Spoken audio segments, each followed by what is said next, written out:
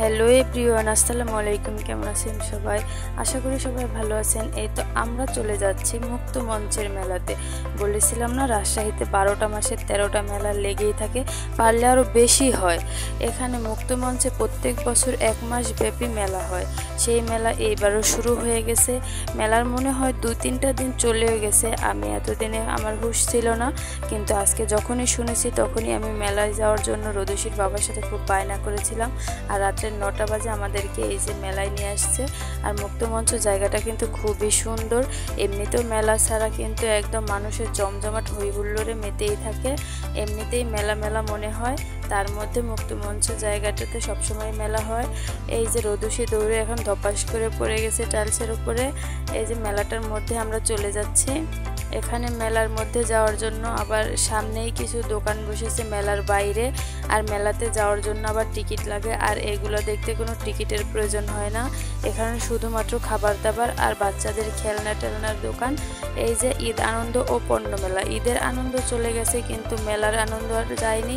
প্রবেশ মূল্য 10 টাকা। আমি এখান থেকে টিকিট কিনছিলাম, আর 3টা টিকিট কিনেছিলাম আমি, সোহানা, রোদসির বাবার জন্য। এখানে মেলার মধ্যে ঢুকে দেখছি আমাদের রাত বেশি হয়ে গেছে, তার জন্য কিছু কিছু দোকান বন্ধ হয়ে গেছে। রোদসি কি সুন্দর একা একা খেলছে। রোদসির বাবা আমাদেরকে পাত্তাও দেয় না, শুধুমাত্র রোদসিকে নিয়ে পড়ে থাকে, আর আমরা নিজেদের মতো হাঁটতে থাকি। রোদসি আর রোদসির বাবা শুধু দুষ্টুমি করে। এই যে হেঁটে হেঁটে রোদসি সামনের দিকে যায়, পেছনের দিকে যায়, সেটাই রোদসির বাবা শুধু দেখে আর ওকেই শুধু ভিডিও করে রাখে। ওরেই শুধু ভালো লাগে। রোদসির সামনে অনেক খেলনা দেখানো হয়েছিল, কিছু বেলুনও দেখানো হয়েছিল, কিন্তু রোদসি কোনো খেলনাই নিচ্ছিল না। আর রোদসি না ধরলে সেই খেলনাটা আমরা কিনি না, কারণ রোদসি খুবই পাকা বুড়ি। রোদসি না ধরলে সেই খেলনাটা দিয়ে খেলেও না। এখানে এই যে নৌকাটায় আমার অনেক শিক্ষা হয়ে গেছে। নাগরদোলার নৌকা আমি কোনোদিনই আর উঠবো না। এই যে রোদসির একটা খেলনা আমি খুব সুন্দর করে রোদসিকে দেখাচ্ছিলাম। রোদসি দূর থেকে হাসছিল ঠিকই, কাছে আসার পরেও হাসছে, কিন্তু খেলনাটাকে যখন বলছিলাম যে তুমি কি খেলনাটাকে নিবে, রোদসি না না বলছিল আর হাত দিয়ে ধরছিল না। আর হাত দিয়ে না ধরার কারণে আমরা খেলনাটা আর কিনলাম না। এই যে সামনের দিকে চলে গেলাম। আর পানটা কিন্তু অনেক অসাধারণভাবে সাজায় এখানকার। এই দেখেন, আমি একটা সময় অনেক পান পছন্দ করতাম। এই তো রোদসির জন্য আরও কয়েকটা খেলনা দেখাচ্ছিলাম। রোদসি নিচ্ছিল কিন্তু আবার রেখে দিচ্ছিল। এখানে একটা কাটারের দোকানে আসছি। কাটারগুলো দেখতে অনেক সুন্দর কাটে।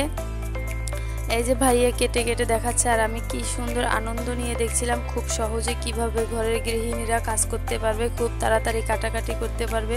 ভাইয়া দেখাচ্ছে আর আমরাও সামনে হাঁ করে দাঁড়িয়ে দেখছি। এই যে কাটাগুলো কি সুন্দর ভাই রে ভাই, একদম সামনে থেকে না দেখলে হয়তো বা বুঝতে পারবেন না। আমার খুবই ভালো লেগেছে, কি অসাধারণ কাটাকাটি।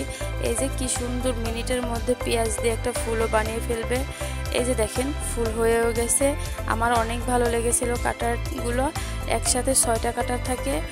এই যে আরও কিছু পণ্যের দোকান আছে, যার যেটা লাগে যখন যেমন মনে হয় সে সেটাই নিতে পারবে। এই যে বাচ্চাদের খেলনার জিনিসগুলো দেখলে আমার মনে হয় আমিও এখন বাচ্চা হয়ে যাই, আর আমি বাচ্চাদের সাথেই খেলাধুলা করি। রোদসিকে আরও ডলের দোকানে নিয়ে আসছিলাম।